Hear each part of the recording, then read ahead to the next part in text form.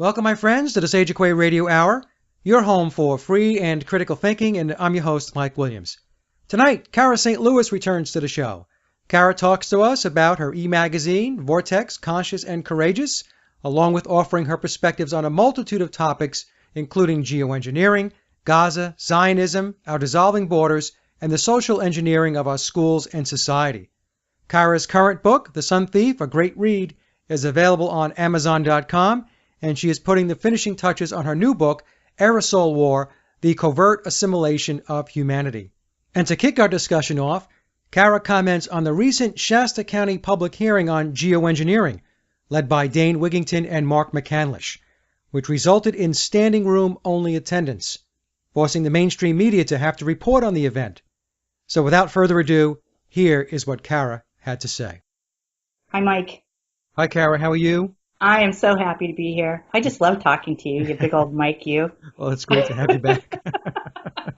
It's great. You know, it's just, we get so much accomplished when we're talking together. I know. And yeah, so it's good. And I'm so happy that it's we good kind to of talk found to like-minded people. It is indeed. Keeps it your is sanity. Indeed. It does. Thank you. You're welcome. Okay, so you tell me, first thing, I know I just mentioned to Mike before he turned on the radio, the tape recorder, whatever it is that he uses, that I have a kind of a bulletin. I told my friend Mark McCandlish I was going to be reading this out over the email, over the air when I saw Mike today. And if you don't know who Mark McCandlish is, you will in a second, because I'll be telling you when I talk about my magazine. But Mark has been fighting the good fight for many, many years in regards to chemtrails and HAARP especially. He is the man on HAARP, on nanoparticles, and making all of that understandable to the ordinary person. He was absolutely instrumental in my life in the last 3 years in helping me get started in understanding all of this. And he lives in Redding, California, which is just south of Mount Shasta, which is a big, big, big hotbed for chemtrailing. And one of the reasons it is because all of the water that comes down off Mount Shasta actually goes all the way to Los Angeles and ends up in the drinking water. So there are tons and tons and tons and tons of chemicals that come down in that area. And he sent me an email this morning, and I want to read it. It's very short, but it's very, packed with information. I don't know if you are aware of this, he said, but Dane Wigington and I, along with a dozen other people, had a public forum face-to-face with the Air Quality District Division of the Shasta County Board of Supervisors this morning. That would have been actually this morning, maybe yesterday morning. Like I said, he's writing from California, so it's 8 hours. It was declared the largest attendance by the public in board history. Every seat was filled, and everywhere else was standing room only. And boy, 3 minutes just ain't enough to flesh out the hazards this stuff poses for the public. I think I got their attention when I quoted the USAF, that's United States Air Force, study about the immune system being compromised by the aluminum nanoparticles in the air. Plus, we just had a big fire outbreak within the last 4 days. So the briefing given to the board by the local CDF division chief was a great segue into my detailing how the aluminum oxide and barium nanoparticles are the same things used in nanothermite explosives. According to the NOAA site I looked up at 3 a.m. last night, it said that the forest fires in California have doubled in burn acreage in the last 10 years, as has the cost of suppression. And can I just say, Mike, that if you want to know more about that, that's a big part of what the Sun Thief is about. So I will say that to you shamelessly right now. If you want to know what that's all about, you read that book. Yes. One of the characters in that book is what we call an aerial firefighter. Yes. Bird dog. He's a bird dog. A bird dog. There you go. Yep. Anyway, that's Mark McCandlish, and I told him this morning I was going to read that out because there's a lot in there. You don't have to know a whole lot about everything. If you just know about aluminum nanoparticles, you know enough to bring the whole thing down. Well, what you need to do first is, look up at the sky and take a look at the aerosols. Yeah, you'd think, wouldn't you? Right. And then from there, then you can follow the aluminum trail and the barium and the strontium. I was just out in Topsail Island in North Carolina, Cara, and just beautiful, beautiful beaches. But I took some pictures at 9 o'clock in the morning. They were just spraying away. Mm-hmm. And the sky over this beautiful beach in North Carolina was just a grid of aerosol lines as far as the eye can see. The really disheartening part about it is that aside from me and Rebecca, nobody else noticed. Yeah. That I'm aware of. Yeah. That is disheartening, isn't it? Yeah. Yeah, but I I'm mean, that's a saying, very good story that you just gave to the audience with regard to Mark and Dane doing that presentation, because standing room only, that's a big deal. that's a big deal. And like I said, that water table from Mount Shasta, that water that's the drinking water all the way down the California coast to Los Angeles. So whatever they put on Mount Shasta ends up in your stomach in Los Angeles. Yeah. And boys, I can say that one thing I know for sure is there aren't very many boys being born in Los Angeles.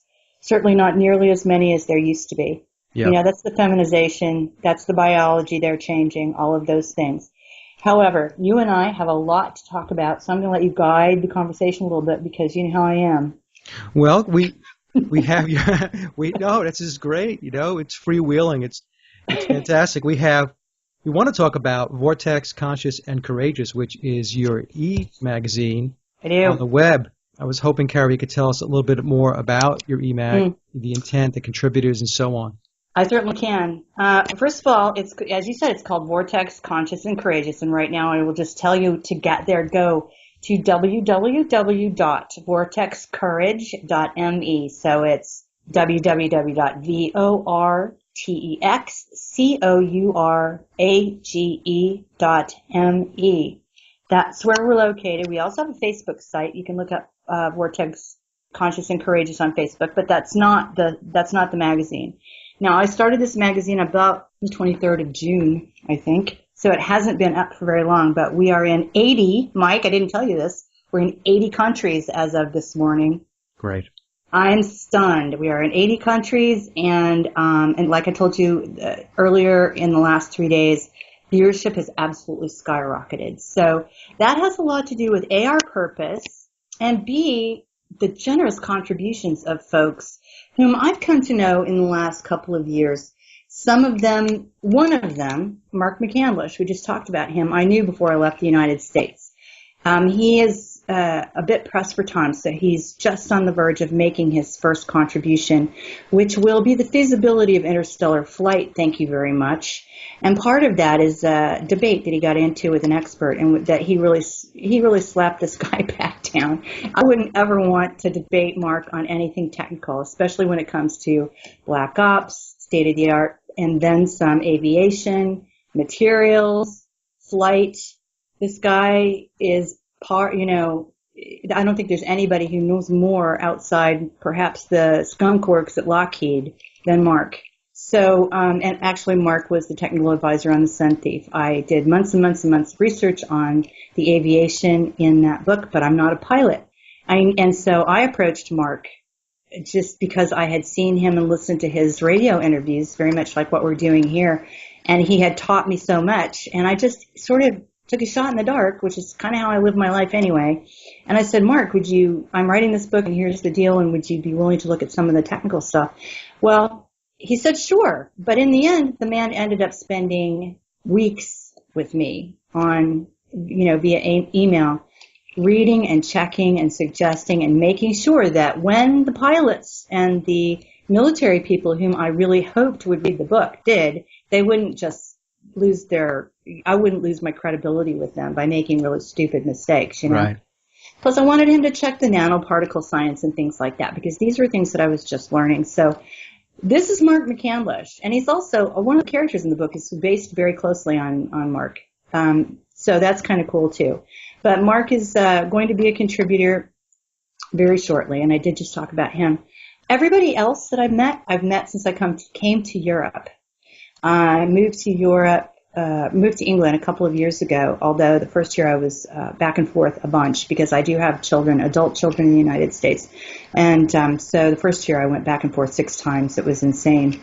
But because Germany picked up The Sun Thief almost immediately and ran with it, they really quite liked this book over there, I was able to meet a lot of people via the alternative media there. One of the people I met on March 1st of this year, I'm never going to forget that, was Mike Tellinger. Michael Tellinger and I were speaking on a panel together, and it was the most insane coincidence. 3 days before I left for the conference, I saw my first interview that on YouTube that he had given. And I was so impressed. I was blown away by this guy, and I thought, my gosh, I have to find out what this guy's doing and get some more of his stuff. The next day, my publisher, who put the conference on, sent me a revised poster of the folks that were appearing, and by gosh, there was Mike. Michael was coming to the conference. Oh, wow. I could not believe it. I was so excited. He is he's an investigator in South Africa. He has found some ancient sources of energy that will blow your mind, absolutely blow your mind. In fact, I think there are these stones that he talks about that he actually travels around with and will show you. And actually one time got taken off of a plane. He had one of these stones with him in a suitcase in the hold, and it shut down the tower or something. These things are that powerful. He tells that story when he's traveling. I'm working on Michael, waiting for his first contribution because he and his partner Louise Clark has spent the last 6 months touring the world, telling their story, trying to right now I think they're trying to raise funds to offset a political debt that he ended up with. It's not huge, but because he's the head of the Ubuntu party in South Africa, by default he ended up running for president this last time, and it looked like, what it looks like, I think, in fact, we may have talked about this last time, but what it looks like is that they had something like 200,000 votes that got reported as 1,500 votes. And Michael, being Michael, is not going to pursue that because he has positive things he wants to do. So he's just sort of walking away from that, paying his bills and getting on with their lives, which is about free energy and contributionism and all of these wonderful communities and being a freeman. He calls himself Michael of the House of Tellinger because he doesn't buy into that corporate construct anymore. So he's got lots of things going on. And then I have recently come across a group of Latin American and Spanish poets, and I'm trying very hard to make them a lively part of our site. In fact, I interviewed about 10 of them last night, conjunct with an event where it was a book launch for a new book on Allende in Chile, 1973. And by the way, he was killed on 9/11, 1973. And there were 10 of them there, ranging from Mexico to El Salvador, two men from Chile, and this woman, several others, and this woman, Sofia Buchuk, who is Peruvian and is contributing in Spanish and in English to the site and has been doing that for a week or two now. And that's bringing in the Spanish-speaking population, because one of the things that I really want to do with this magazine is include the whole world in the discussion. I'll interrupt myself here very briefly in talking about the contributors to talk about the reason that this magazine came into being, and that is because I had joined a television project out here in London after Christmas in early January, whose goal was to create a global conversation. And that is very, very, the ideal is hugely important because we have to have the continents talking to each other. One of the reasons they've been able to do exactly what they want to do is because they keep the continents wrapped in cotton and we don't know what's going on from one place to the next, which I found out when I left the United States. I had no idea how much I did not know about what was going on in the rest of the world. And I think I can safely conclude that the United States is kept more in the dark than just about every other country in the world.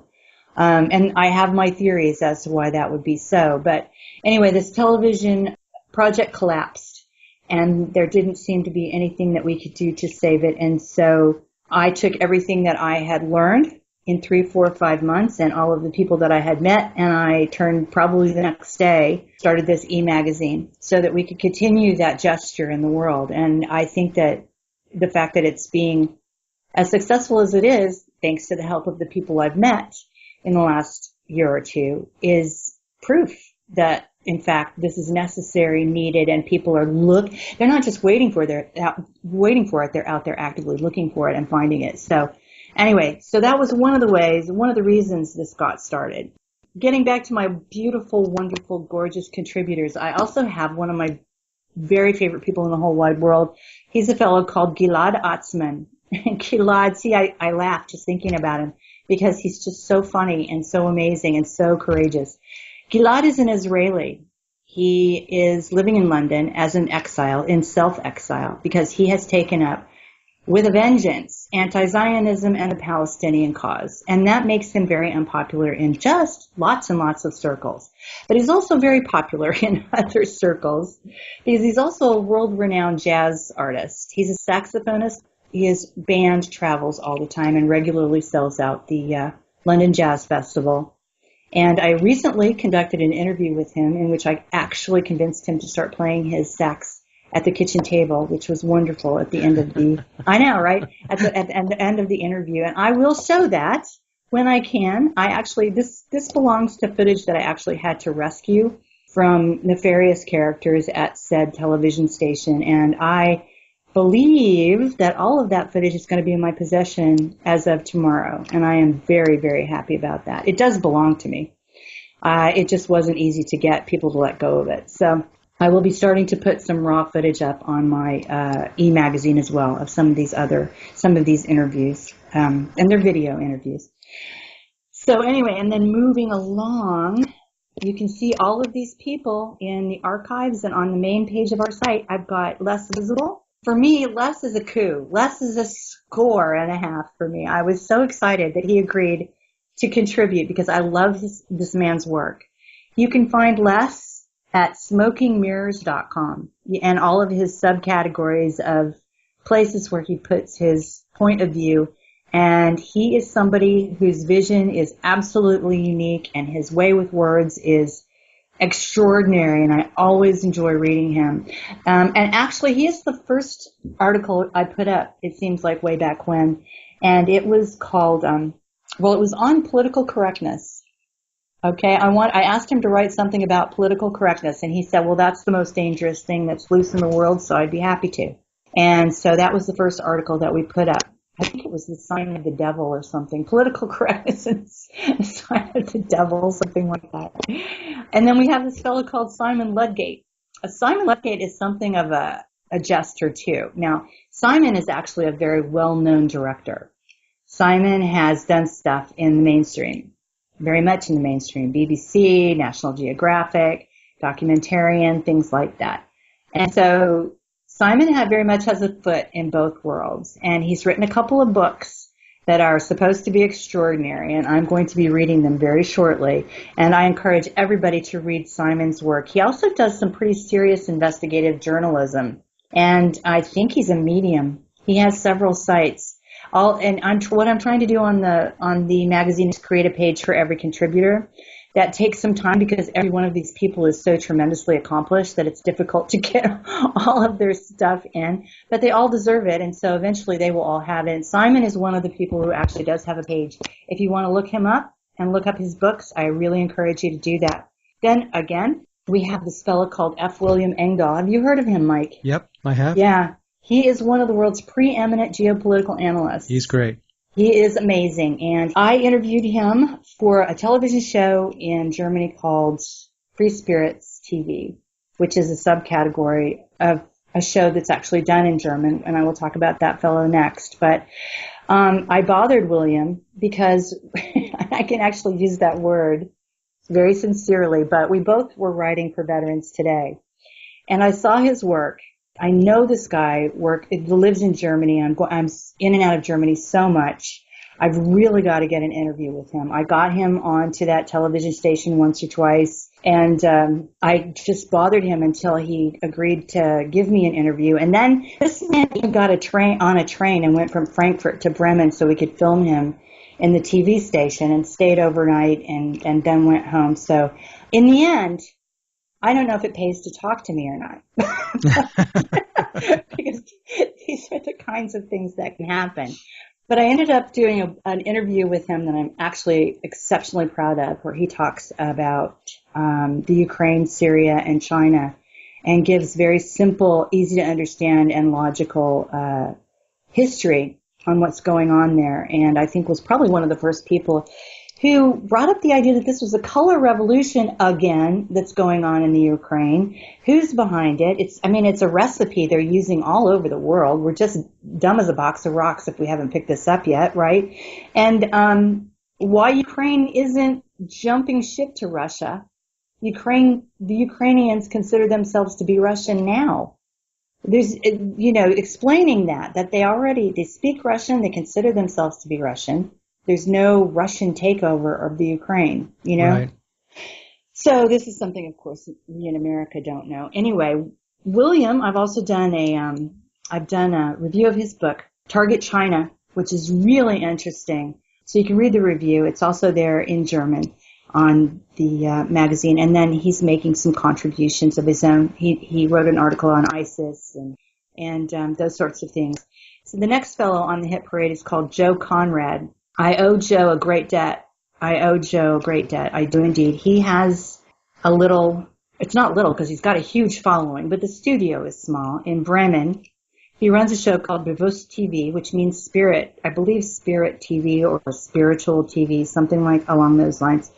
And yes, that's German. So he took an interest in my book in January of 2013, flew to London on his own dime and interviewed me here and then took that footage back and put the interview up in English and then had it translated into German. And that is actually how I got into the German market with The Sun Thief. And the Germans loved that book. So as you can see, this is the first person who helped that book see the light of day and breathe some air. And so what I do for Joe, my Joe, is whenever I'm in Germany, I travel to Bremen and we do English language interviews for him. And I interview him and anybody else he wants me to interview in English for his channel. And I will do that as long as he wants me to do that. And he has just written something in German and put it on the website about the Monday marches. Do you know about the Monday demonstrations in Germany? I'm not sure. Is it about the central banks? It's about everything. All over Germany, the citizenry is turning out in the major cities for demonstrations and speeches every Monday. Okay. And somehow this is a tradition that was pre-World War II perhaps, or it used to be so, and it is so again. And the world doesn't know this is going on. But the citizenry of Germany is turning out every Monday, and they are protesting everything that you think should be protested. And in Germany, that's a major coup because they don't like people speaking their minds there. So he's written an article about that in German right now, and it's on the site.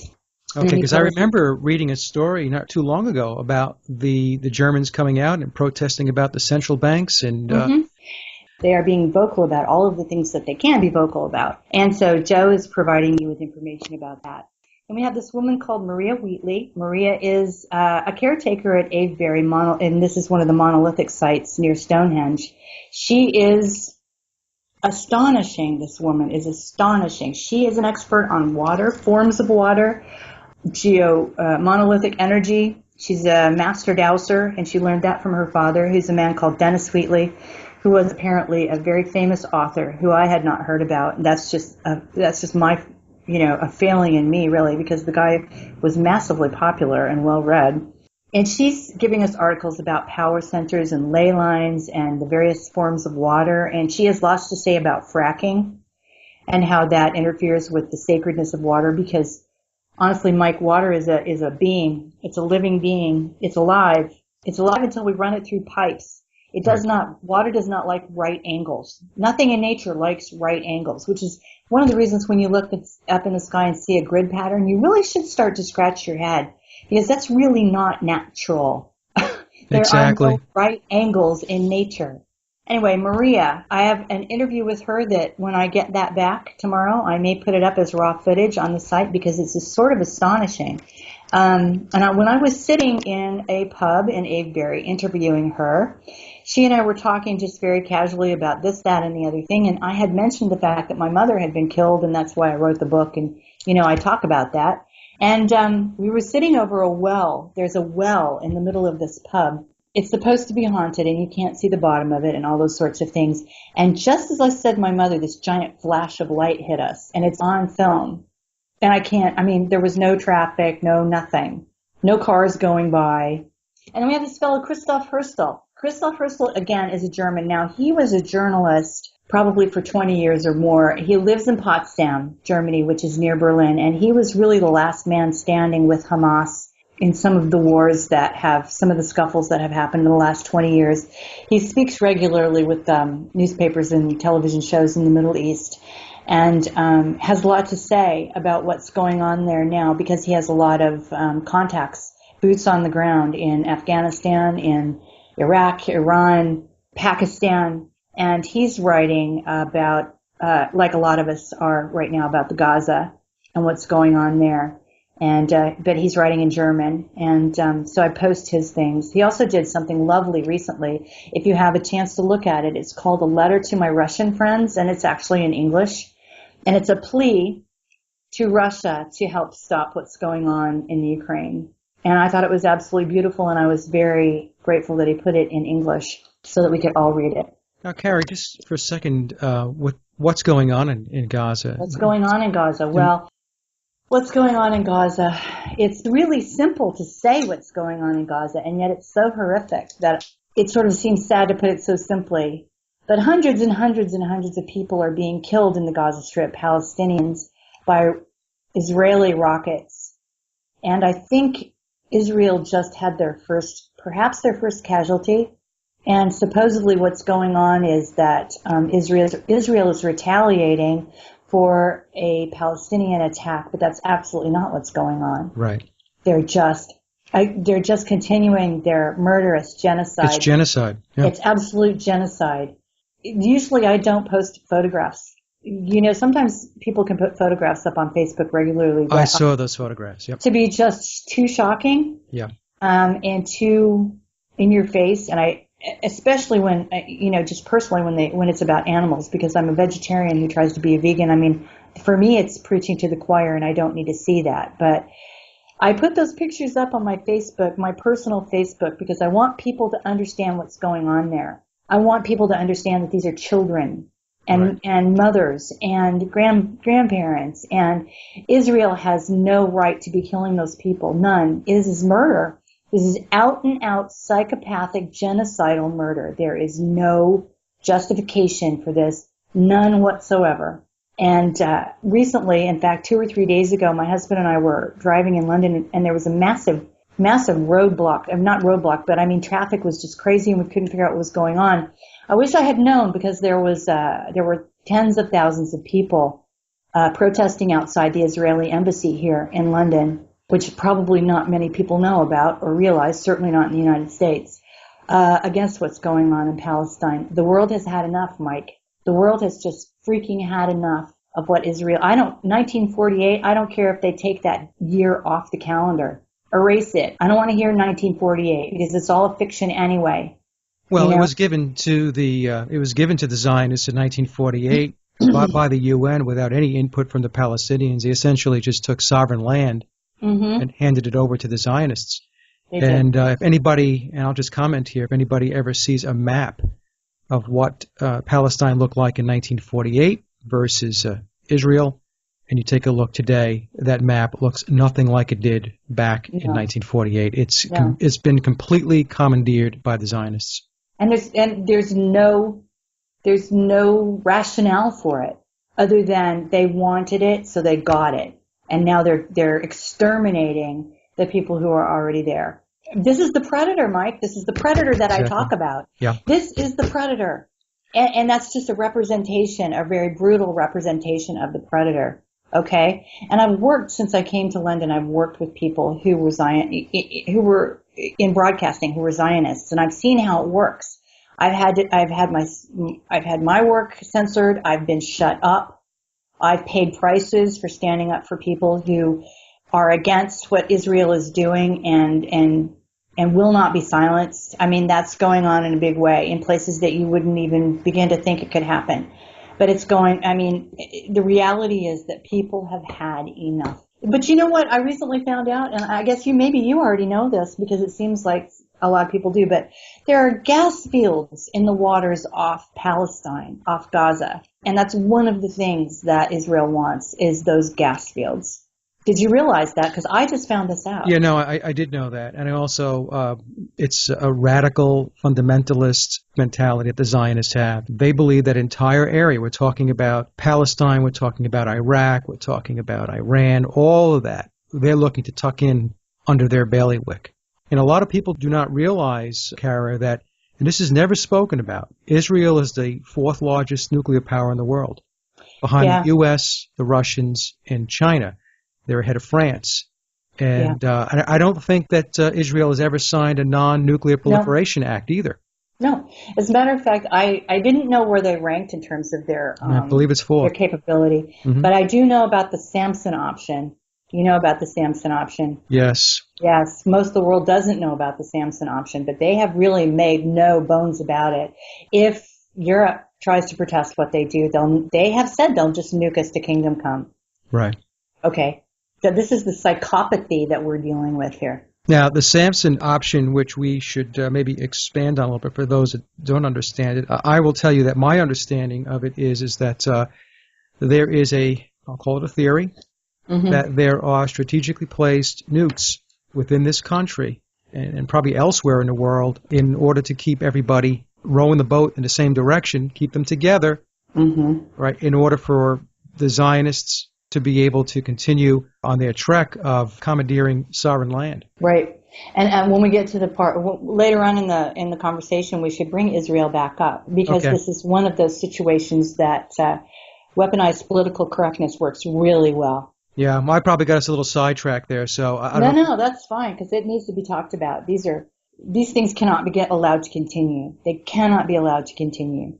And, what kind of pulse are you seeing in the UK or in Germany with regard to how much disgust there is over what's going on? Because here in the United States, I'm not really sure. I think most people have their heads still stuck in the television set and, eating Big Macs. Yeah. But I am seeing more and more people becoming aware that, what is going on? Well, I think it's because we're closer geographically, and so there's more of a possibility, although I think this is very much changing in the United States, that young men and women who live in the EU could be sent to these areas. And so it's more in your face. Also, there are a lot of Israelis living in London who have run away from this, who are mortified and ashamed and can barely live with what their country is doing. And they tend to try to spread the word. And so there's a little bit more knowledge about that. I think that Europe in general is sick and tired of the Israelis. Europe in general is sick and tired of what they're doing not because they're anti-Semitic, please, but because what they're doing to the world is rape, okay? They're just raping the entire world physically and financially, and this is the predator. Yeah. This is one of the faces of the predator, and it's very, very obvious here in Europe and in England. So I know that it's not quite as well known in the United States. I know there's still some very powerful Zionist factions in the United States. For example, my friend Gilad travels all over the U.S. He loves the United States. God bless him. He just sees nothing but the good stuff. And so he travels there speaking and playing as often as he can. But there are states he's not allowed to enter. There are sovereign states where he cannot go, and you might be surprised at one of them. He cannot enter the state of New Mexico because there are some powerful Zionists there who do not want him there. Interesting. One would never have thought New Mexico. Well, I was just going to say the Zionists own and control the United States. Well, they do. Absolutely, and we have dual citizenship, American Israelis in the government working in the State Department. So when everybody scratches their head here in this country and can't figure out why things are going the way they're going, well, they should probably look at Zionism. Well, one of the things I'm looking forward to right now is I have a friend who showed up here yesterday who has another friend who filmed that protest outside the Israeli embassy on her phone. Tried to put it up on YouTube. Of course, it was immediately taken down, but she still has it on her phone. And what she said, one of the things that she wanted me to see was the number of Hasidic Jews that were protesting. Once I get a hold of that film, I will try to put it up, and we'll see how long it will stay on Vortex. Yeah. And I'll send it to you. I'll send it around as well, because the more places it is, the better off we are. But she said there was a serious, and you will find that if you check with some of the alternative news agencies around the world, and you should, you will see lots and lots of footage and stories about Hasidic Jews protesting what their government's doing. Right in Israel. They don't want us to know that. So that's where we're at in those terms, that's where we're at. But anyway, let me finish up my sorry. finish up my roll. No, let me finish up my roll call right here. I have Yashka Ramelow. I have to say Yashka's my husband. I'm going to just say that. Yashka, although Yashka very much deserves to be one of the contributors, he has been practicing Chinese medicine, acupuncture, and all of those Eastern medical arts for 35 years here at Neal's Yard in London. Even though he's German, he's been doing it forever. And so he has a lot to say about nutrition. He has a lot to say about things like the pharmaceutical industry. And he's been contributing those sorts of articles to the magazine. And he is well worth reading because he has very alternative views on all of this stuff, And so anyway, he's our health person. And well, maybe I should interview your husband because I love doing shows that deal with alternative wellness and alternative health. Well, you know what, you should, but let me just tell you this, he's writing a book as well. Okay. So when that's done, I'm going to send him your way because you really should interview him. I will. And we'll do that. Thank you. You will. And I have this fellow Jack Hart, whom you know. I know Jack well. Jack writes like a banshee, man. He writes like a samurai. I met Jack. I came across Jack when we were both working for Veterans Today. And 2-second plug, Gordon Duff is one of the only people in the United States who's allowing the truth out through his magazine. Thank you, Gordon. Regardless of whatever else happens, it's still an outlet for people to say whatever the hell they want to say for the most part. And Jack got some extraordinary articles up there that were very esoteric in nature. And so, of course, that attracted my attention. I went, whoa, what is this? And I started to read his stuff, and I was just absolutely blown away. And so we actually kind of just became fans of each other's work. And so, of course, I wanted Jack to send me his stuff, and he did, and it's turned out to be he's a massively popular contributor on Vortex. People really love his work, so I recommend it highly. What he's given to me is Madonna, the Black Madonna and the Swastika, and if that doesn't attract your attention as a title, I just don't know what will. So I learned so much from Jack, and he is a very generous and giving human as well. So. And he gets no sleep. And he gets no sleep, and I am now pestering him too, which is terrible, but he doesn't seem to mind it too much.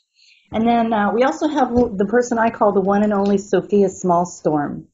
Her name fits her really well. She is one small storm. She is another person who taught me so much in her understanding about transhumanism in particular, Morgellons in particular, and what's going on there right now. She is one of the most active activists and writers about the subject in the United States, and she's also one of the most down-to-earth.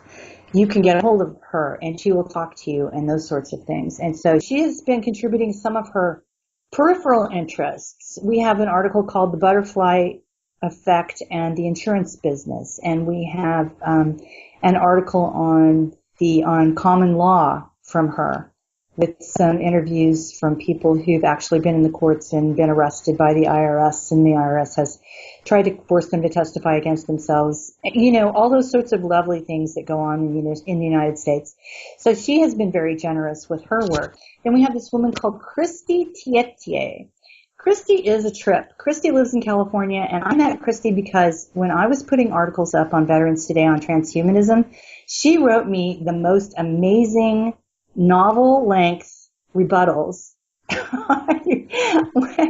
the articles that I put up, and they were all very cosmic and very esoterically logical, and all of these things that let me know that Christy is a very deeply universal soul with a lot to say, and she does have a lot to say. So she is writing for us a series called 0 Point Energy. That is not about electricity and keeping your house warm. That is about metaphysics. That's about cosmic law.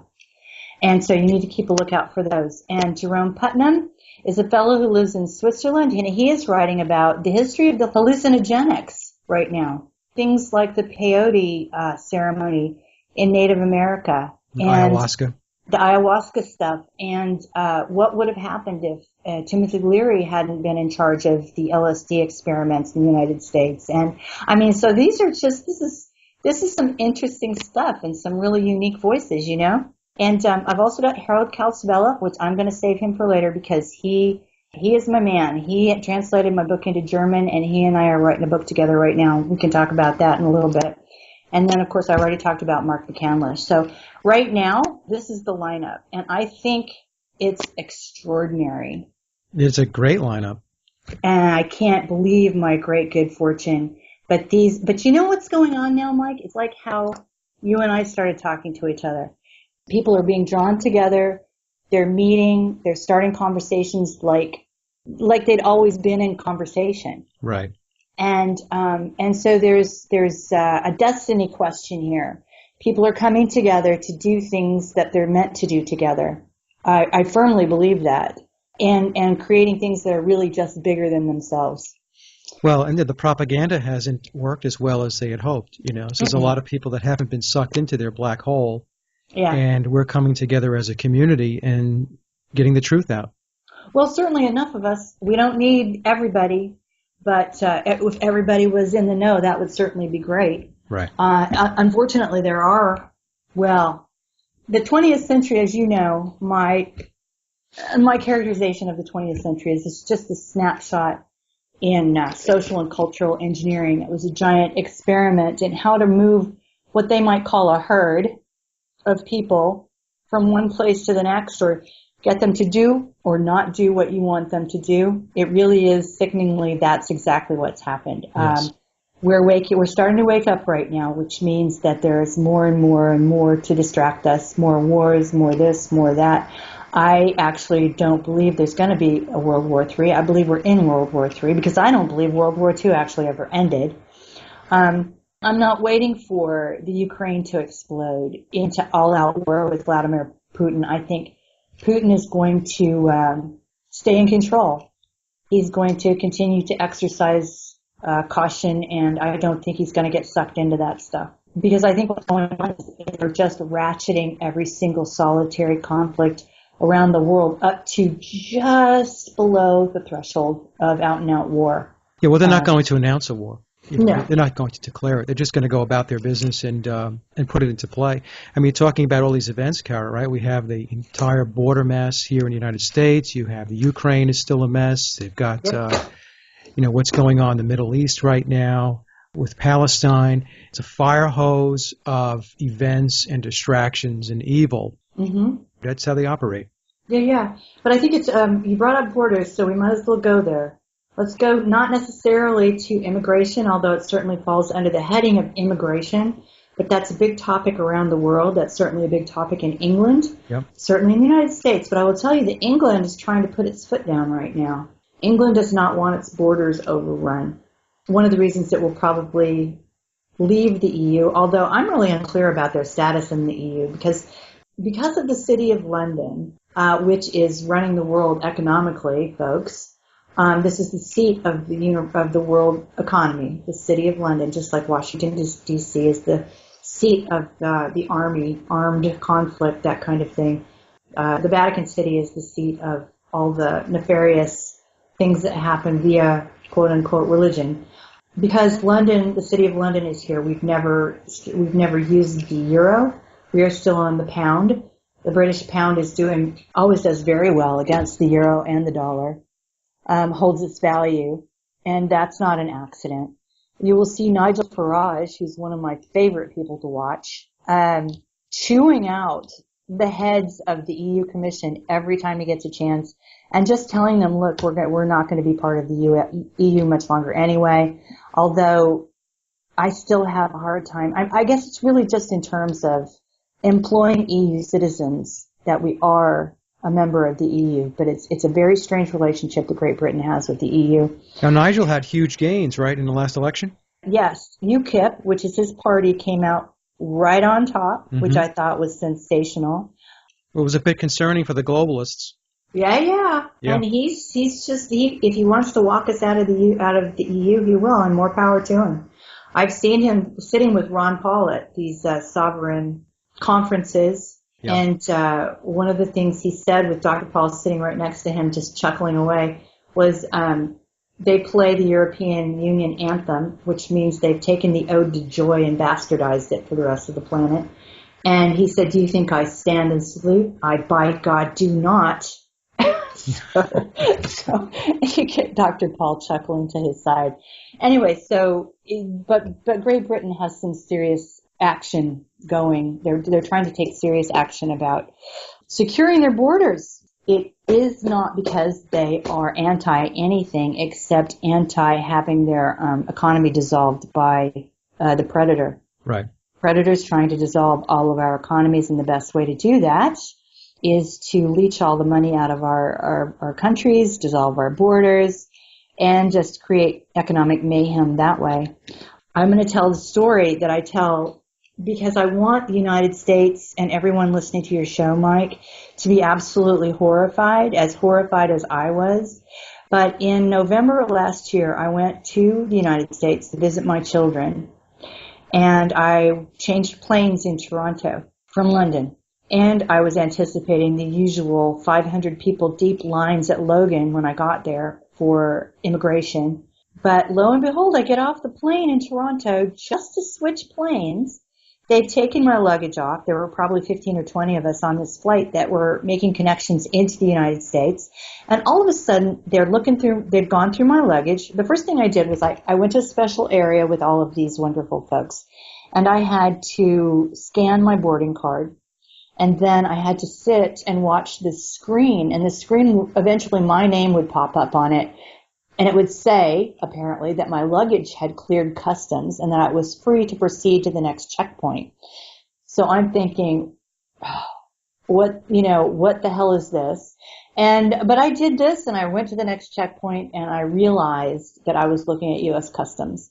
I was in the middle of a United States Customs office in Toronto, Canada. And as I'm standing in this line, literally saying out loud, "I don't believe it." I couldn't stop myself from saying that out loud. I can't believe it. Because we all know about Pan America and what they're trying to shove down our throats.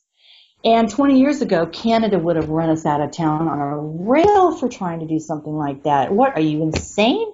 So I approached this, same fellow that I was expecting to approach in Boston. Not only did he ask me what I'd been doing in England and why I'd been there and all of that stuff, but you know what, Mike? He asked me what I was going to be doing in Maine. He wanted to know what my business in Maine was. Unbelievable. Unbelievable. Have you ever had a U.S. Customs agent ask you what you're doing, what you're going to be doing once you get back into your home country? Yeah, it's unbelievable. I couldn't believe it. And I thought, I have a big mouth, and I thought, gosh, I'm going to end up in trouble here. But he said, "So what are you doing in Maine?" And I just decided to look at it as a joke, And I said, "Oh, yeah, I guess that's probably a good question. What does one do in Maine?" And I'm thinking, I can't. I said, "I'm going home, man. What do you think I'm doing? This is a U.S. passport. I'm going home." Right. But he literally thought he had the right to ask me that question. And by God, he does not have the right to ask me that question. It's not his business. Right. He's testing to see if you'll abdicate your rights. Yeah. And it's the same thing cops do when they pull you over. You say, "Where are you going?" Yeah. You don't, and one of the things, don't answer that question. Exactly. One of the things I had, okay, good, that's good. You should tell people that. One of the things that I had noticed about Logan Airport prior to this, about a year prior, and by the way, when I took off from Toronto, flying from Toronto to Boston was all of a sudden a local flight. I mean, there was nothing. I had been through the U.S. border. It's not in the United States anymore. And anyway, so one of the things that I had noticed in Boston is that the Transportation Authority, the TSA at Logan for about the last 2 years has been airing this vocal announcement over the PA system. If you're approached by a TSA officer and asked to show your papers, that kind of deal, show your passport and your ticket. We're sorry for this inconvenience, but we're trying to roll out new security. And if you cooperate, it will only take a few minutes. Well, what does that sound like to you? Yeah, if you don't cooperate, we'll do a cavity search. Well, right. Plus, this is fascism. I'm in Nazi Germany. Yeah. Show me your papers. Where are you going? I don't have to do that. That's exactly right. this is what, this You're not is, free. I mean, that's what everybody, when you're listening to this conversation, just listen to what we're saying. You are not free. you This are is the not. whole, you're going to give up freedom for security, right? And what did Yeah. Benjamin Franklin say? You No. deserve neither. Right. And it's really an all or no, the thing that we've forgotten is it's an all or nothing thing, and we can talk about that when we get to my new book, because there's a reason for that. But I wanted to talk about that because you have to understand that the borders are dissolving. And one of the ways that they keep us from talking about that is it's not politically correct to talk about the borders, in the sense that if you talk about the fact that we need our sovereign borders, that implies that you're taking the food out of the mouth of some 4-year-old refugee who's trying to come across the border. They equated those two things when in fact they're not. We should not be equating those two things. It's one thing to have human compassion for a suffering individual anywhere in the world, and the children always come first, and all of those sorts of things, and that's just what it is to be human. It's another thing to let the predators dissolve our borders and destroy our not just the United States economy, it's every economy in the world. They're trying, but there are some that they're after more than others. China's fighting back, Russia's fighting back. Thank God Russia's sort of self-sufficient, But the Western countries, they're dissolving our borders so that they can dissolve our economies. It's really that simple. They're trying to bring us to our knees.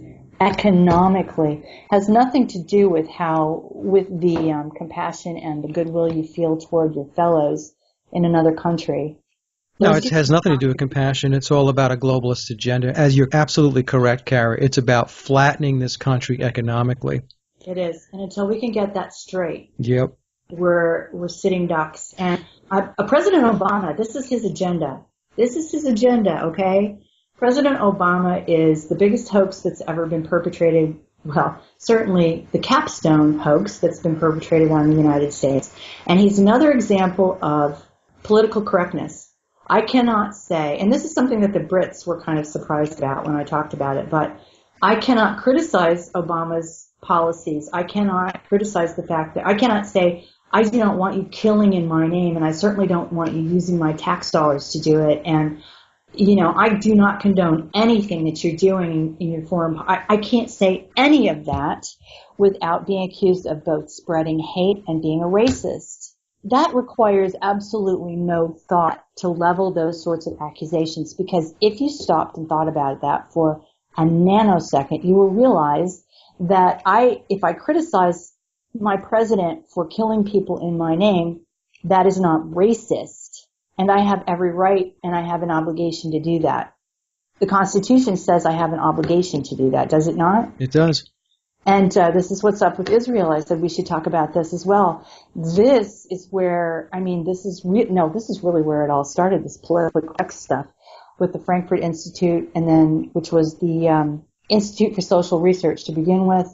That came out of Germany, but everyone, alas, on the original Frankfurt Institute roster was a Freudo-Marxist and also a Jewish, and they were not representative of what I might call an ordinary citizen of any kind, certainly not an ordinary person of the Jewish faith. These were psychopaths. This is a collection of psychopaths who managed to get some power. And this idea of political correctness, this separating us down to the nth degree as what we are, if you took me apart, what could you do? I'm a woman. I'm about 6 different ethnicities because I'm an American, and we all are. What else could you say? I'm 55, so I guess I'm an older American. You could go, I was raised a Methodist, so maybe you could pigeonhole me that way. Every way that they can pigeonhole people, they do, so that there are more and more and more degrees of separation. And the reason they do this, Mike, one reason they do this, so that we can never act as a collective whole, because we outnumber them by cajillions to 1. Right. And so they have to keep us wary of each other, yeah, paranoid about each other, at each other's throats. We need to be arguing about those sorts of things rather than embracing our collective humanity and bringing this world back to sanity. It's divide and conquer. It is. Bread and circuses and divide and conquer. Those are the two things. You know bread and circuses. Shall we talk about that a little bit? Sure. That's Roman. Okay. It's probably older than that, actually.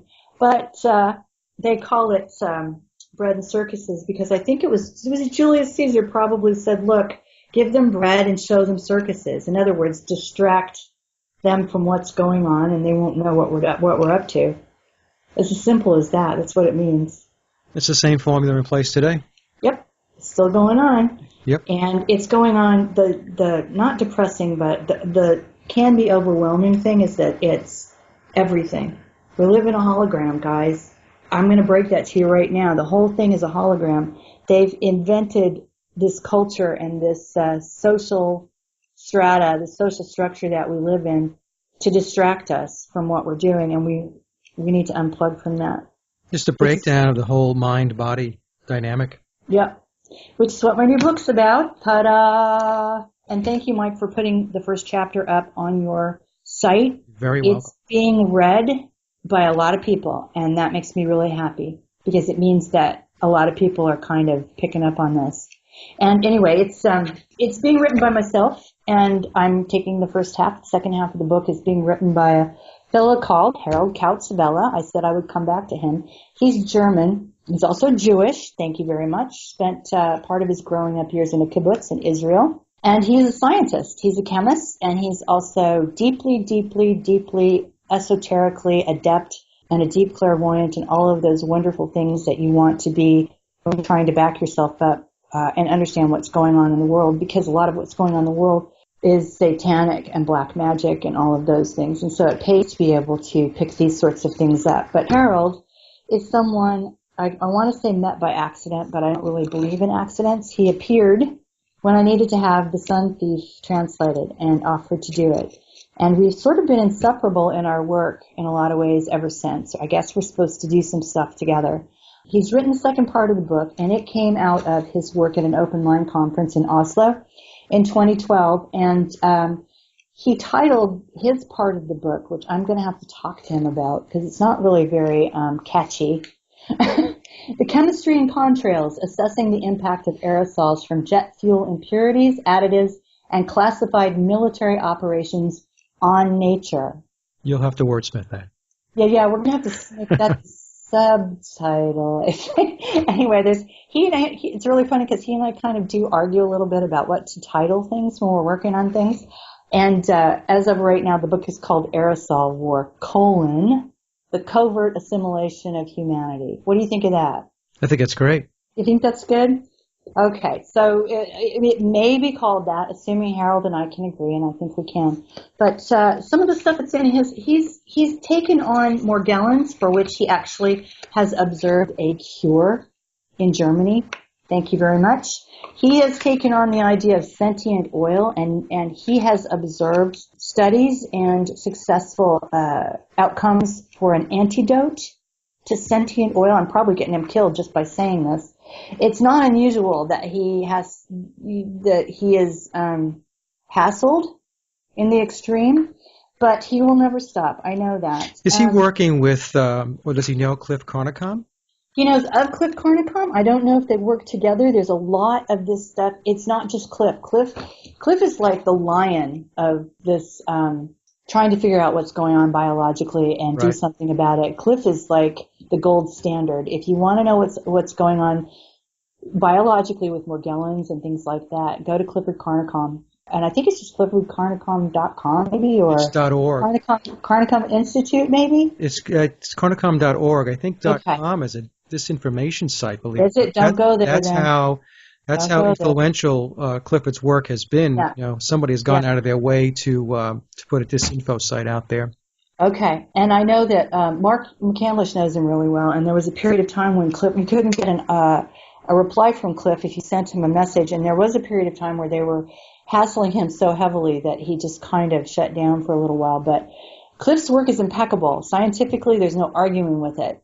But that is actually also going on around the world now, which is the good news. Anyway, this came out of Oslo. And Harold likes to take on people like Ray Kurzweil and his transhumanism. Yeah. And he talks about things on a biological level. But let me just read a little bit of this. I promise to keep it short. And also, I want you to understand that he makes it very, very understandable. Please don't be afraid of what Harold has to say here just because I say it's big science. It's very understandable. The main hypothesis is that barium, strontium, and aluminum absorb the light emitted in plants, and by doing so stop cell division.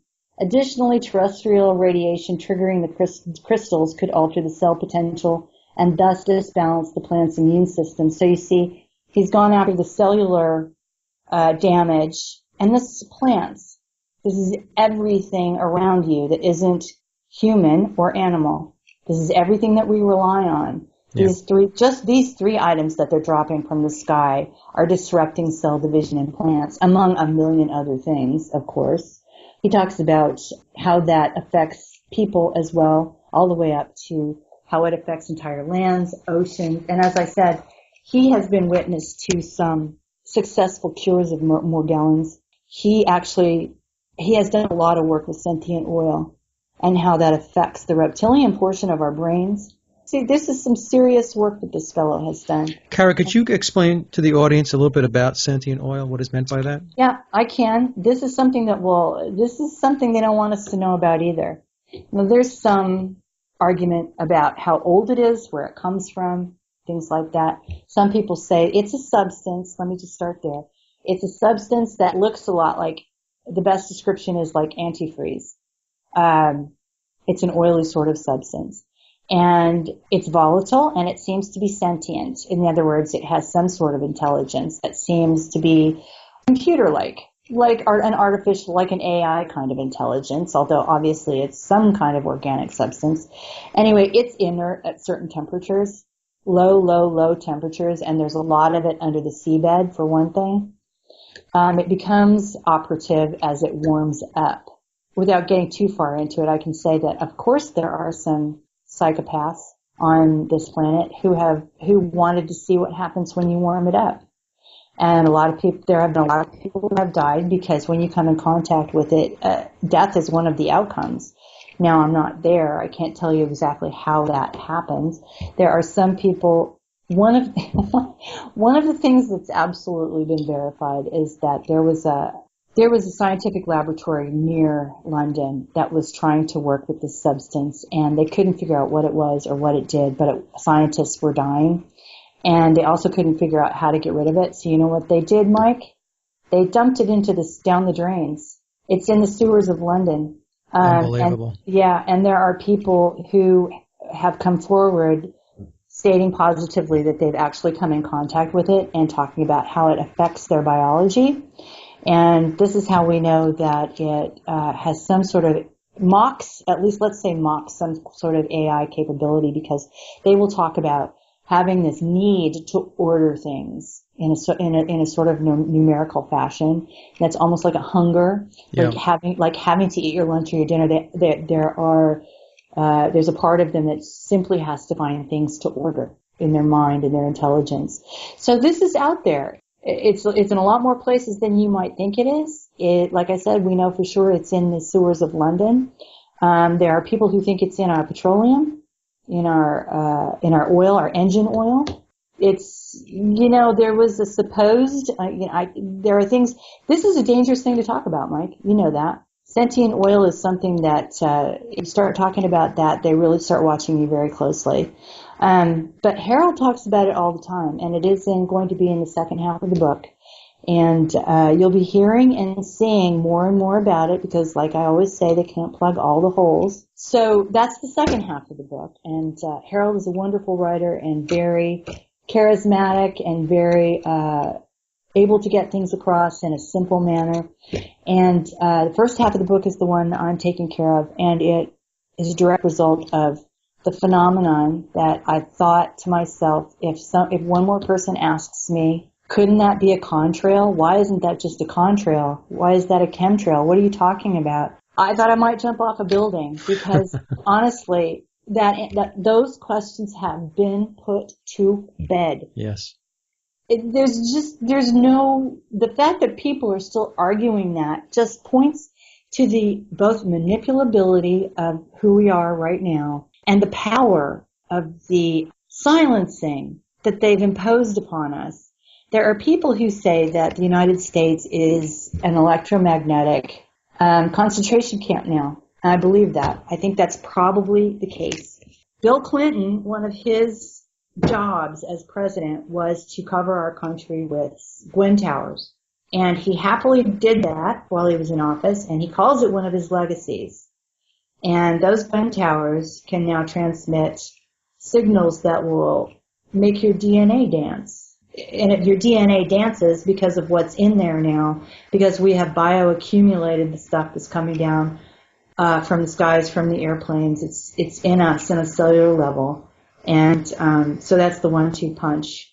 We've bioaccumulated all this stuff that they're dropping on us, and it resonates. Well, we're active receivers now. It reacts to frequency. Yeah. Okay. And how do they make us dance? Well, look for your nearest Gwen Tower, or now your cell phone, and when I first heard someone call my country an electromagnetic concentration camp, I wept. I did. I wept. It was so staggeringly horrifying to hear that phrase. My children are there, for God's sake. Okay? But I also realized, Mike, that this is the reason that I was sort of directed out of the country. I had no intention of leaving the United States and living in Europe. It never entered my mind. And yet, all of a sudden, one day, after the book was done, and that was all done and dusted, I literally felt like someone had spun me around and pointed me at Europe, and that's where I was going to end up. And I think there are lots of reasons for that, but one of the best things is that I was able to shake off a lot of the effect of living there. Yeah. Because no matter what I tried there, and I was constantly in a state of detoxing myself to try to stay ahead of what was going on, it was going to catch up with me, or I was just going to stay abreast of it, or, by leaving the United States, I was able to get more of my conscious mind back, and now I can write from outside the States and try to send it back in. Well, these cell towers, Cara, they're all over the place. Yeah, they are. They're all over the place. Anybody who's listening, and hopefully a lot of people listening to the show, get in your car, drive down the street, and you'll see every quarter mile, at the very least every half mile, at least where I am in North Carolina. Mm-hmm. They've got these cell towers. They've got them next to hospitals, next to police stations. Yeah, they're everywhere. Yeah, they're everywhere, and it's evil. It is evil, and it's unnecessary. People have proved without a shadow of a doubt that the cellular activity, Wi-Fi activity, microwave activity is boiling our cells. Yeah. It's killing us. It's absolutely killing us. So, and then there it is. And that's without what they can do if they decide they want to turn it on and make us dance in some way. Yeah? Yeah. This book came about because I wanted to work with Harold, number one. And number two, because I knew that one of the things that happens with human beings is if you repeat something often enough, they start tuning it out. That's just how we are. And so if we're in a situation where I'm giving an interview on a show with 80,000 people, a video interview, and the host is actually literally asking me, "So, Cara, what's the difference between a contrail and a chemtrail?" And then I answer that, and then the next question is, well, too many people would have to know about it. That's what they always say to me, Cara. What do you say to that? Well, I say that we live in the most compartmentalized planet in the universe, if you haven't figured that out. And that's very much on purpose. That was very much part of the social engineering of the 20th century, to make sure that one hand does not know what the other hand is doing. It's easy. If you've been in the military, you get this. You get this in spades. Yeah. That you don't have to know what's going on either above you or below you. You just have to say how high when somebody says jump. Well, and the whole world is like that now. Large multinational corporations, the same thing. Mm-hmm. You're doing your job. Do you think you really know what's going on in the boardroom or in the CEO's corner office? You do not. Right, exactly. So I thought, okay, I'm going to have to address this, and I'm going to do it short, sweet, and simple, and I'm going to do it like I always do it. I'm going to tell it like it is, give enough of a background so that people understand why I'm saying the things that I'm saying, but give them places that they can go if they want to do more research, because the last thing I want to do is have people tune it out because they just can't take it. It's too intense, right? And then I never do anything, Mike, that's an exercise in hand wringing. I never write things where the cliffhanger is, oh my God, we're all going to die. But I never say anything beyond that because I don't believe in that. Right. Okay. And so I talk about some of the ways that I think that we can dismantle this, and really it's pretty easy. Pretty easy. I'm not gonna get into that right now. You know, I did want to say the first thing I wanted to talk about, and you have the first chapter of the book up, so I can give you an idea of what some of the things that are in the book. The dangerous imagination you've put up, because the first thing we have to look at is the education system. Get your kids out of government schools. Get your kids out of government schools. That's, if you love your children, that is the first thing that you need to try to do. And I realize that they have us trapped, and they have us trapped in a big way. But, you know, if there are also tremendous networks of homeschooling groups.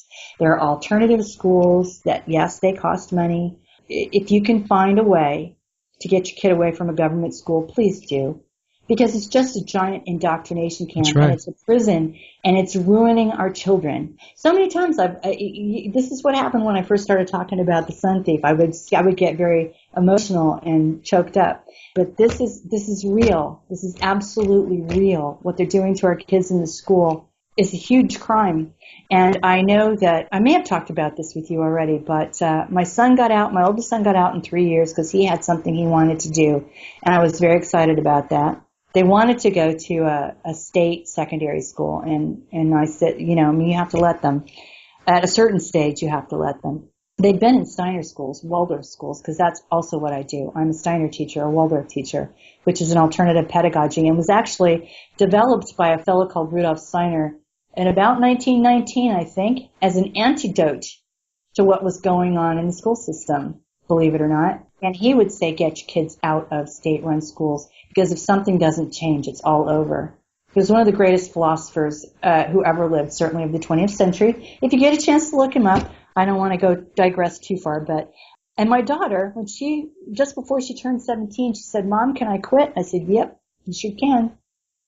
You could stop, absolutely. Take your general education analysis, whatever that GED thing is, because all that says is that you know everything you need to have gotten out of high school. Guys, it's no shame. It's no shame to take that test. All over the world, they have that test for children. They take the basic skill level test. Good, you got everything you needed to get out of high school, and you want to go do something else. All right. So, and my daughter's an artist. She's a gifted artist, and I didn't want her ruined. So I said, sure, let's do that. And then you go and you be. You be an artist, please. And then my youngest son, I've said to him, let's just get this done. You know how I feel about this. I know that you feel like you need that piece of paper to get on with what you want to do, and that's fine. But you also know that I think that this is just a giant exercise in brainwashing. So let's just get out of here. Yeah. And get you where you need to go to do what it is that you need to do.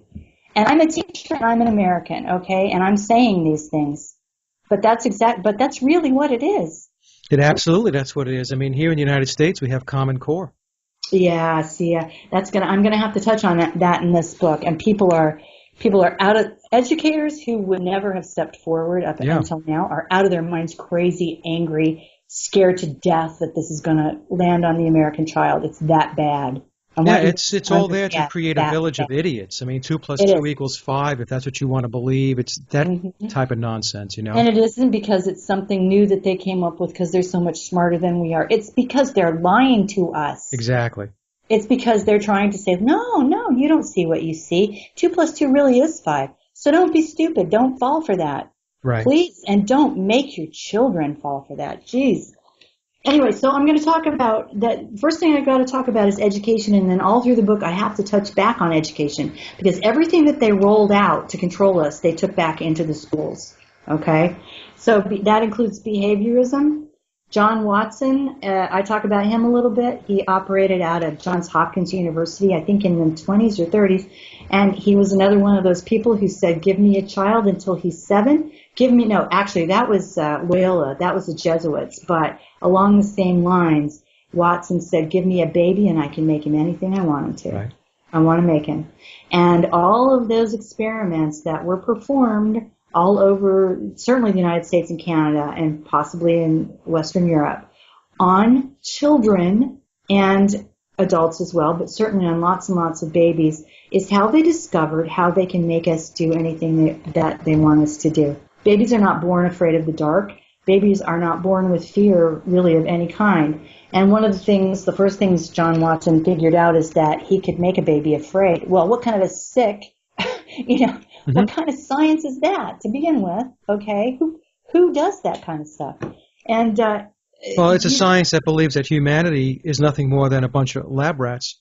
Exactly. And so he would do things like present a soft furry bunny to a baby and realize that the baby was, once he figured out that this was a soft furry thing and lovely to touch and warm and wonderful, he would make really sharp, loud noises behind the baby whenever the rabbit appeared, so as to make the baby afraid of the rabbit.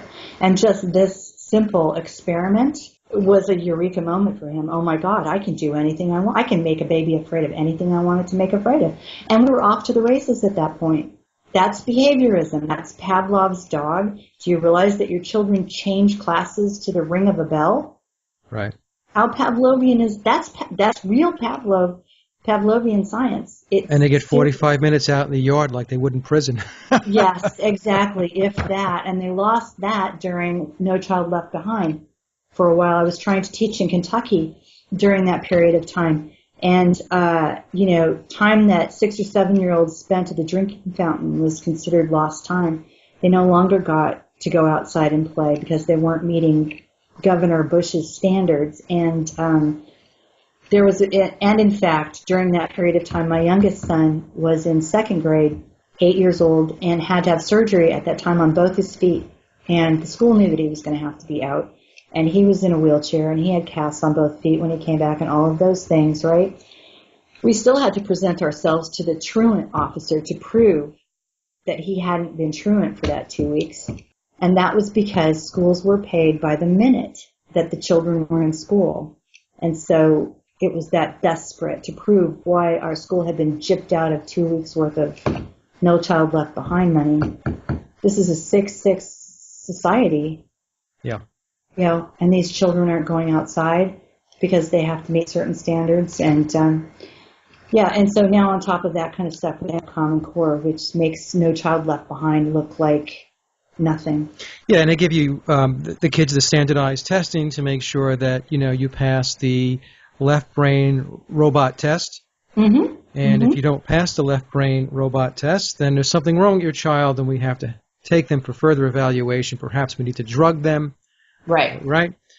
So it's let's take away all of the arts, so there won't be any more music program, there won't be any more theater program. Right. And that's just to push them all into that left brain, very controlled, organized, logical hemisphere of the brain, which is really getting them prepped for the corporate world.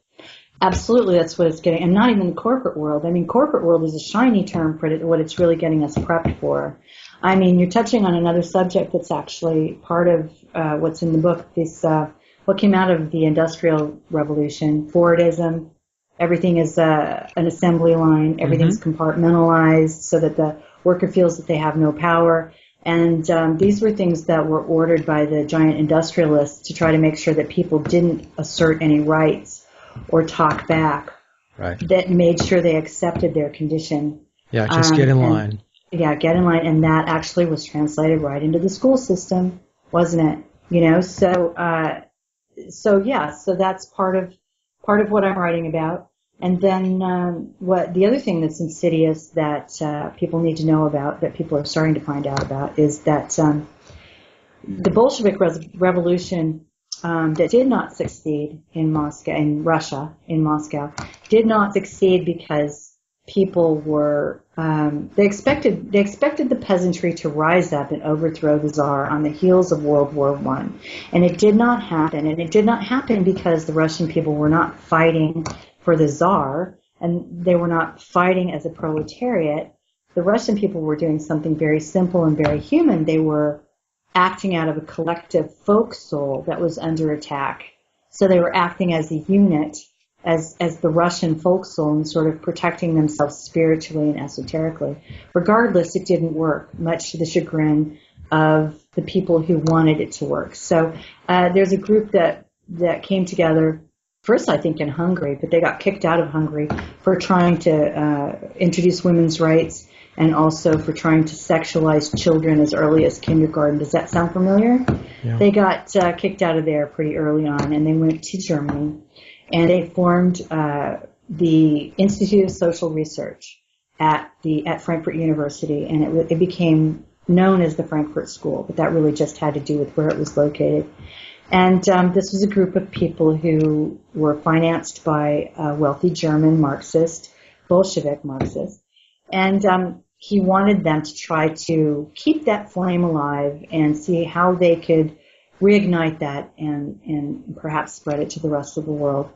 One of the things that they concocted in their little think tank, which explains a lot, is in their estimation 10% of the world's population was psychopathic. There was something seriously deranged about their subconscious, yeah? And in fact, Freudianism was coming out of England at that time, and so they adopted that despite the fact that there have never been there's no scientific foundation to psychoanalysis. There never has been.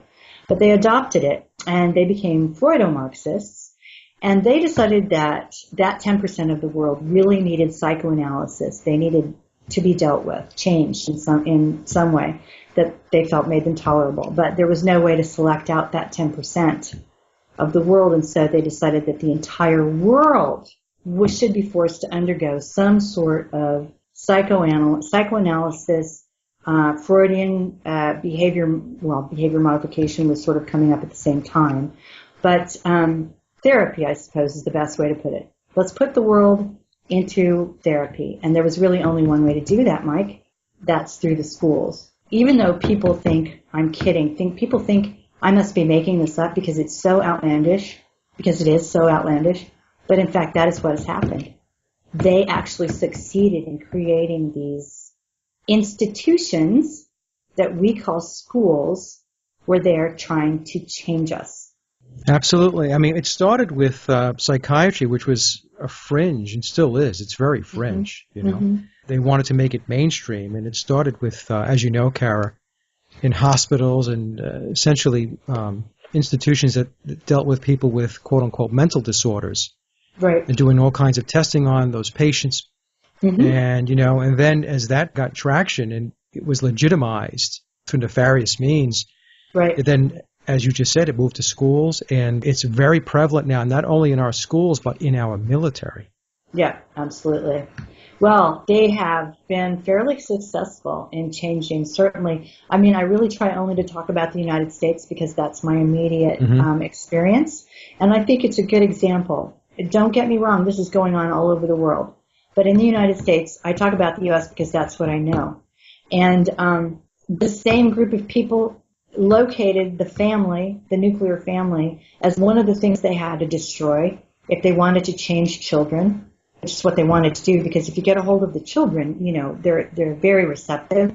They're brand new on the planet. God bless them. Their imaginations are new and wonderful. They're very open because they're learning how to be here. And every cell of their being is learning all the time. So, of course, they targeted the children, and they're still targeting the children. But the only way to get to them was to do what they've done to our schools, break up the nuclear family. The first thing they did was destroy the image of the father. This is sort of beyond our memory, although we live with it all the time. Homer Simpson is a really good example of the buffoon that they've turned the American father into. But they very early realized that a family with an authority figure, the male authority figure, the children in that family were quite difficult to turn, quite difficult to manage and manipulate in the ways that they wanted to manage and manipulate them. So they had to demonize the father of the family, the white male for sure. And then they got women out of the household. I spent a lot of time working in odd hours, like 7 p to 7 a in hospitals, so I could be available to my children, things like that. But because I did not work a traditional job, I was vilified. I wanted to be available to my children. And you know what? We were poor as church mice for a very long time, but I felt like it was gold in the bank for them. They've made it very, very, very, very difficult for women to be able to stay home with their children. Not only have they made it just about impossible financially, you have to make unbelievable sacrifices. Yeah. But you will be vilified as a female if that's your choice. And frankly, I have found some of the most creative, amazing, gifted women turning all of that toward motherhood. It's like that's what they were born with, all of these gifts to do. And why not? What's more important than that? Your children are with you for the thinnest slice of your life. Right. You know? Well, look, Carrie, in most companies, they give the mother 6 weeks off. That's it for maternity leave. After 6 weeks, who watches the child? Well, then the parents have got to figure that out. Yeah. So, many times the child is with somebody that is really not a parental influence. It's a daycare. Right. Many kids are in preschool because parents have to work in order to maintain a household. So you're absolutely right. The whole parental structure, especially the father figure, and I'm not downplaying the role of the mother. It's very, very important, but the father figure has been completely destroyed.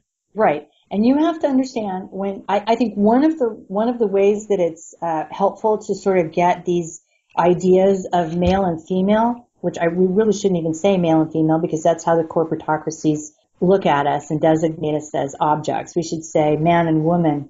One of the ways it's helpful to get that back in your head in a way that it should be in your head is to understand that there's a sacred feminine and a sacred masculine. They're both sacred. It's difficult now. It's easier for people in a post-feminist world to talk about the goddess, which is our planet Sophia, and talk about the sacred feminine than it is to say sacred masculine.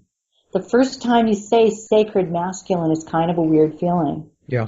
Because we are so programmed to think the male, is what's wrong. Right. With everything. Right. Top to bottom. And what's wrong? Yeah, because people say, what's wrong with the planet is men run it. No, what's wrong with the planet is psychopaths run it. What's wrong with the planet is that we have a predator. And I can't say that often enough. We have a predator with a capital P.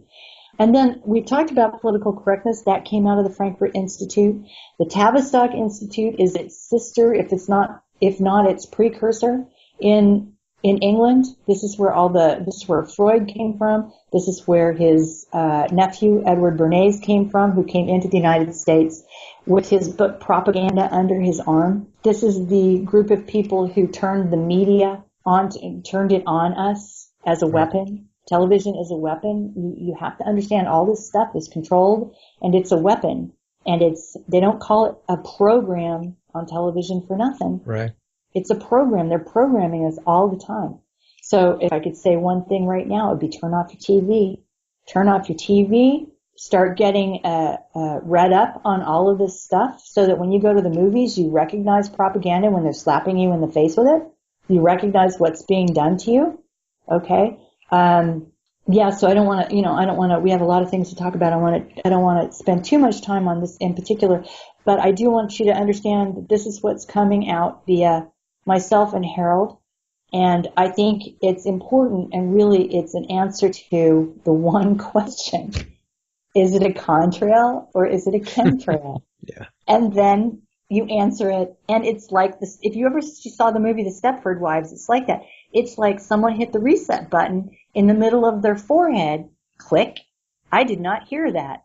And next time the subject comes up, I'm going to ask the same damn question. And I'm gonna get it for a nanosecond, and then the reset button's gonna hit. Click. Do you see? You have to understand that's where we are. Yeah. One of the reasons why earlier in our discussion I had mentioned I had taken pictures out at Topsail Island in North Carolina. And one of the reasons why I took those pictures was because, I know people that will tell me that they live on the coast of North Carolina and will say, we don't have any spraying here. Yeah, okay. And I'm thinking to myself, how can that possibly be? I mean, they're just spraying over Raleigh? Yeah. Right? And so when I went out there, it's very clear that the only reason you would make that statement is because you are completely unaware or completely in denial. Yeah. And some of that stuff stays up there for months. Yeah. I mean, we don't even realize that, but it takes months for it to fall. Yeah. I mean, And it's in everything. yeah, it's in everything. It's absolutely in everything. Now, the other thing I wanted to say to you, because I really quickly, because this is something people don't think about either. This is, I think, fairly new information. But do you remember the Korean War had this reputation for being a war in which mind control sort of came to the fore? You know, we would talk about POWs coming back, mind controlled, the idea of the Manchurian candidate sort of came to our consciousness. That sort of revolved around the Korean War. And there's one thing that they say about the Korean War in retrospect. They say that that is how we came to welcome the 3 Ds: debility, dependency, and dread. We live in a 3D world for sure.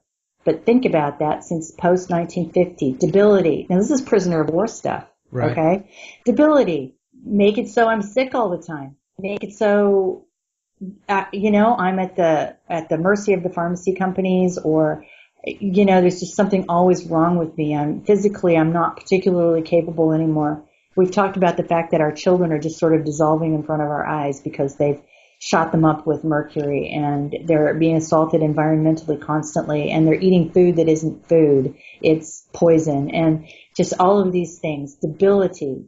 Okay, that's the first D. What happens when you're under a situation of debility? You become dependent. Yep. Dependency. You're dependent on the medicines. You're dependent because you can't grow your own food anymore. In some places it's illegal because of course they don't want you growing your own food anymore. You cannot help. You're taught that you cannot help yourself. You can. Absolutely you can. But you're taught that you can't.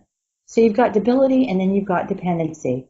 You are dependent on the government for your roads and for your hospitals and you think you're dependent on them for your schools. You're dependent on the government for food stamps, for regulating everything, for your energy, for everything. They have us dependent upon them.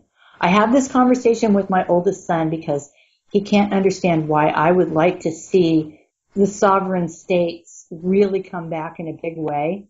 Mom, who would build the roads? How would we get the infrastructure? Do you know this argument, right? Yep. Well, the states would have to take care of that. What? Oh, you would just like to dissolve the Articles of Confederation, would you? Well, maybe. I certainly would like the sovereign states to step up and be the little 50 little kingdoms they're supposed to be, But anyway. So right now the 50 states are nothing more than a franchise to Washington, D.C. and the international bankers. I mean, that's what people have to get their heads wrapped around. You're not sovereign, or the states are not sovereign.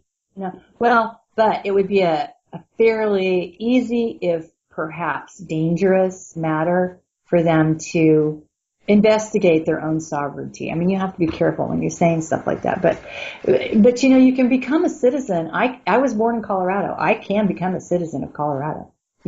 I can't tell you what the ins and outs of that are right offhand, but if you want to investigate that, people are doing that. And people are doing that all over the world, by the way. People are doing it in Germany. They're declaring themselves sovereign individuals and becoming their own kingdoms, just them. Yeah. You can do it.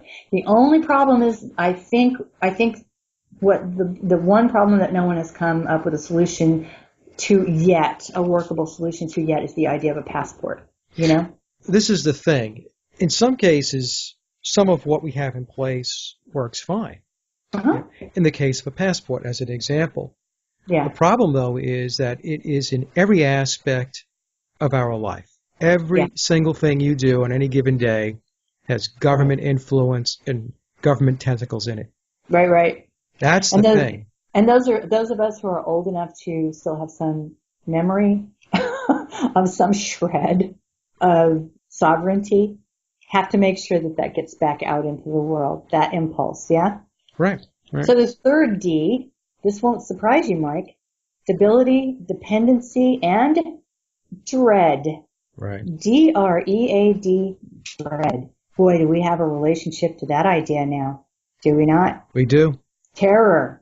Another word for dread is terror. Yeah. Okay? So we live in a 3D world right now, post-Korean War. Debility, dependency, and dread. And I like to point that out because that's really simple. You can get your brain around that, And you can trace that right back to the POW experiments that we think centered around the Korean War. Yeah. And the Manchurian Candidate and all of that. And I think that cracks a nut for us to think of it that way. Yeah, well, the dread aspect is really, most people will be able to relate to it from the perspective of fear. Yeah. Because it's a fear-based program that they have. Right, right. And what did I say about John Watson? We do not come into this world fearful. We are not, fear is not our natural state. Forget this fight or flight stuff as being the natural state of the human being, because it isn't. It's taught to us. We are conditioned to fear things. We are conditioned to fear things that are manufactured for us to fear. Naturally, a human being does not create things to fear. Naturally, a human being isn't afraid of anything. This is manufactured. Cara, I just wanted to ask you, with your book, the new book that you're writing, Aerosol War? Yeah, Aerosol War. When is it going to be released? Do you have a release date yet? No, I'm putting it together. Harold is getting permission to translate it, because our wonderful German publisher loves us and has said she'll put it out in German. But that's neither here nor there. That's for the German-speaking population, and it will take him however long it takes him. But I should have the English language version put together by the end of September, I would think. Okay, great. And I will make sure everybody knows when it's out. And if there's another sample, maybe I'll put out a sample of Harold's work, so you can see what that looks like as well, the second half of the book. Yeah, put it out there. Yeah, because this is really, really important. We obviously need some lessons in why we've ended up how we have ended up. Otherwise, we're not going to be able to stop. It's a giant game, though, Mike. We do have the option of just putting down our toys and walking away from the game. We do, and the hardest part is getting people to realize that they can do that. Just non-compliance. Yep, non-compliance, exactly. Non-compliance, and it's very difficult for people to get their heads wrapped around that. Yeah. You know. We talked about a lot of stuff today, huh? We did. It was great, and we're up to the 2-hour mark. So. Are we serious? Yeah. It's been a great conversation. We've covered so much ground. I love it. Yeah, and what's really funny, you guys, whoever's listening out there, I've already told him the other things that I really need to talk to him about, but we have to make another appointment for that because there's no such thing as a 4-hour show, right, Mike? Right. Yeah, let's not do that. Yeah, well, we wanted to talk about, I guess the next time around, we said one of the topics would be the early sexualization of children. Yeah, that's huge. We got to talk about that. I'll give you a preview of that so that you'll know what's coming. You want me to do a 1-minute preview? Yeah, go ahead. All right. It's recently come to my attention that in Germany, which is, by the way, a big social laboratory for the United States, I want to say that one of the people in the Frankfurt Institute, his name was Herbert Marcuse, in 1950 was sent back to Germany to denazify Germany, quote unquote. But his wife, strangely enough, worked for naval intelligence. And Herbert Marcuse was the only person, to my knowledge, that I've ever come up with, and this has been stated, to hold both a German and an American passport at the same time, so that he could go back and forth and quote unquote denazify Germany. But he was the head of the Frankfurt group, and the Frankfurt group, I just described what they were up to, yeah? Anyway, what's just come to my attention is the children in Germany in state schools are being sexualized in kindergarten. They have what they call cozy corners or comfy corners, something like that. Children are being asked to shed their clothes and disappear into these corners and explore each other's bodies. Are you serious? I'm serious as a heart attack. Oh my God! This is what's going on. They're being in kindergarten, being presented with anatomically correct, penises and. Do you see what I'm saying? This is what's going on. So there's really 3 things happening. Those children are being sexually assaulted by having to go through this. Teachers are being forced into the position of being assaulters. Yes, these are their teachers. And parents who object are going to jail. Okay? Now, this is one way to mess up a child permanently, fracture a child permanently and forever. Okay, and they know that. There's nothing about this. It's informational. This is about assaulting them at the base chakra and making sure that they're just fractured, and fractured children are much easier to form into whatever it is that you want them to be. Books are being put out. I think I put something on my Facebook site not too long ago that I also had to apologize for. But books are being put out in English for children that age that specifically talk about your father's penis in your mother's vagina. And if this is making you uncomfortable out there, I'm sorry. I am. And making it sort of this story about the wonderful little sperms that entered your... No kid in the world, even my 21-year-old, doesn't want to hear about his parents having sex. Okay? Exactly. That's number one. Yeah. And by the way, that's natural and normal. Right. They don't want to... They should never have to think about their parents in that way. Now, Cara, is there an outcry, or are the parents and the teachers just rolling over on this? No.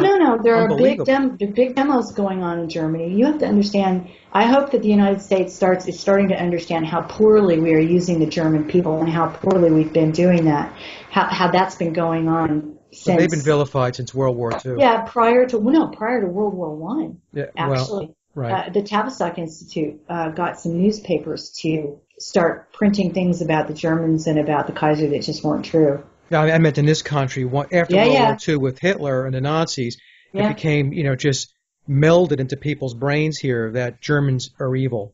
Yeah, but what we're doing is using them as a lab. Yeah. Using them as a lab to see what we can roll out into the rest of the world. Make no mistake, that's what we're doing to these poor people, okay? But the Germans, yes, are protesting, because I think what happens is what always happens with these bastards. Excuse my language. You're going to have to cut that, Mike.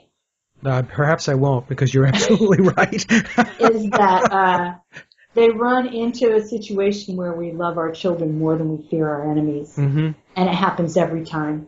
And you may not sexually assault these children. No. And that is being talked about, being brought to the United States in state schools. It's sick. You must know that. It is sick. It's as sick as it gets. Yeah. Now, a lot of people are not going to know about this. Maybe, some who listen to the program obviously do, but there's many that won't. This goes back to just how children in general are used for ritualistic purposes. Yep. Right. So this is in that same vein. Yeah. So this is something I'd like for you and I to talk about soon. Absolutely. So that people are in the know. Yeah. And I will make sure I bring lots and lots and lots of sources so people can go there themselves and have a look at what's going on. And importantly, I will try to find out just how far it's gotten in the United States. Okay. All right. So we'll reconnect maybe in a couple of weeks. Yeah. You let me know. I will. And we'll talk about that. Well, Cara, do you want to give your website again? Yeah. www.vortexcourage.me. Please come and join the conversation. If you feel like you've got something to say and you're you're a writer or you want to be, or you just have something important to report from your part of the world, feel free to contact us there. I think you should be able to send me a message there. If you can't send me a message there, I'll make sure that I put an email up right on the front page. Okay? Okay. So that it will be exclusively for that. So, please, if you feel that you need to email me and tell me what a crazy nut job I am, okay, I guess you can. But I'd rather you be talking about what you can contribute to Vortex, or making suggestions, things you want to hear about, things that are going on, stuff like that. Excellent. I love talking to you, Mike. You're the best. Well, thank you, Cara. I love speaking with you also. It's just so frank and honest and so truthful, and it's just good to connect. And we will get back together again maybe in another 3 or 4 weeks. Yeah, great, Mike. And thanks for all your help. Seriously, you're doing such an amazing job. Well, thank you. So are you. Really. Yeah. Okay, buddy. All right, Cara. I'll talk to you later. Bye-bye now. And that concludes my interview with Cara St. Louis, and I hope you enjoyed the discussion as much as I did. Cara's e-magazine can be found at vortexcourage.me, and Cara's book, The Sun Thief, can be purchased from Amazon.com. And as always, I'd like to thank everyone for listening and for visiting the blog, The Sage of Quay. Also, you could take a listen to my album, Leaving Dystopia, by heading to laboroflovemusic.com. And remember, Live in truth and always serve creation. It's really that simple. See everyone next week. Be safe, enjoy, and God bless.